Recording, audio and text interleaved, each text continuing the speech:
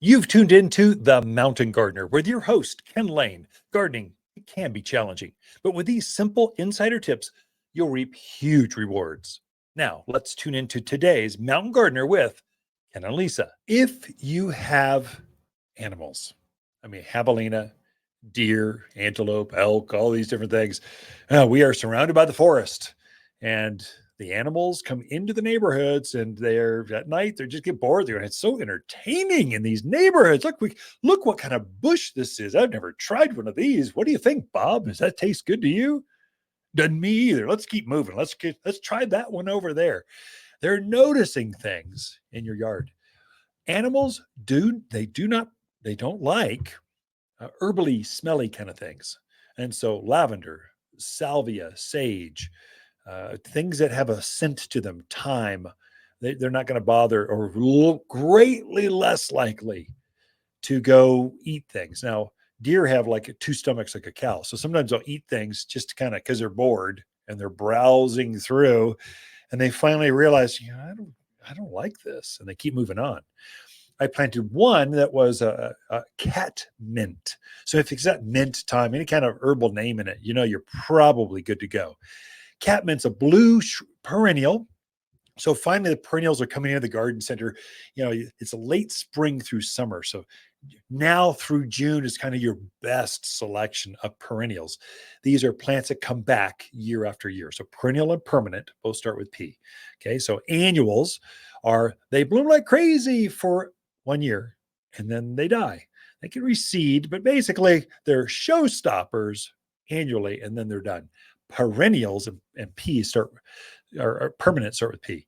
So they come back every year. Your best selection shows up starting now. And so some of them are over the top. So catmint is almost always exclusively blue, or kind of a light purpley color. So it's a pretty plant. It's mounting up to about knee high, kind of a big, just circle shaped perennial. It's really stunning. Animals don't eat it. Don't bother. It blooms a long time. It's a perennial pollinator. So your bees and butterflies love it. But there's a new one that came in that's white. I went, oh my gosh, I've never seen white catmint. That's pretty cool. And it's got kind of a blue, silvery blue foliage to it. So it's quite striking in the garden. I've got to plant one of those. And so you'll see a lot of good selection. In fact, if earlier in spring, what you have is a green blob in a bucket. And it's not blooming, it's not inspiring, but has a great tag. So the growers, we make up for, it's not quite in bloom yet. You're going to love echinacea, but it's going to look like this in a month. So they give a great tag. And gardeners know, I'll take it. But now you get to see it in full bloom. You get to see the hummingbirds flying around it. You get to see which ones are pollinators because bees and butterflies are over it. It's great time and everything's in bloom. It's inspiring. It's pretty. Another one that's sort of like that are your summer shrubs. So summer shrubs we hold off on because they're just so late to leaf out. And there's so many great spring shrubs. So it starts with winter blooming jasmine. That's the one that starts everything. It's this beautiful evergreen shrub, gets about chest high, and just has these stunning, just stellar yellow flowers, covered in yellow flowers. After that's done, the forsythia and quince start to bloom. And so we've got lots of those that show up. So I think I might have maybe six winter blooming jasmines left. And then when that's out, we're done until next winter. I've got one quince, maybe 4 or 5 forsythias. Then lilac. So I've got a few lilacs left. There's a lot more choices. So blues and whites and yellows and pinks, and there's different sizes. And then it's butterfly bush. And then it starts in with the summer shrubs. And now we're into the summer shrubs. And it starts with crepe myrtles, smoke bush, probably a local famous one. Smoke bush it's about head high, maybe a little taller if you just let it go. Great purple foliage. It's quite striking. But the flowers, we had some come in, it's just starting to bloom. The flowers hover above the foliage and it looks kind of smoky. From a distance, you go, is that bush on fire? Is this a Moses kind of moment? I went up to the top of Mount Ararat and there's the bush on fire. God's going to talk to me through smoke bush. No, it's just a pretty bloom that's famous here. So it comes in purple, green, and I think chartreuse color. But purple's the most famous. It's a great, it just leaves out late. And finally, we're darn close. I mean, next weekend's June. It finally starts to leaf out and show off. Crepe myrtles. You'd swear the things were dead first of spring, in April.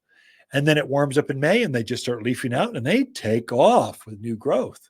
So they're not quite in bloom yet, but they're starting to bud up very heavily. Probably the most famous hibiscus that we grow here, it's called Rose of Sharon. So this is a shrub that gets up easily head high, and it'll go taller if you want it to. So maybe 9 foot at most.